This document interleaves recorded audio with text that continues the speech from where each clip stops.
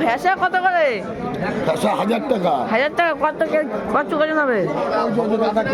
কত করে নেবে? 1.5 কিলো। দেখো 1.5 কিলো ফ্যাসা 1000 টাকা কেজি। 1.5 কিলো ওই দাও তো। দেখো 1.5 কিলো ওজন, 1.5 কিলো বেশি, 1.5 কিলো বেশি ওজন। ফ্যাসা মাত্র 1000 টাকা কেজি। আর এদিকে এটা কি মাছ?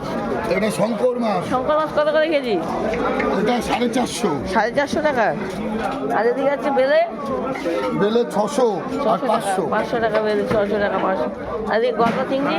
গলদা চিংড়ি 800, 150 গ্রাম ওজন, 200 গ্রাম ওজন।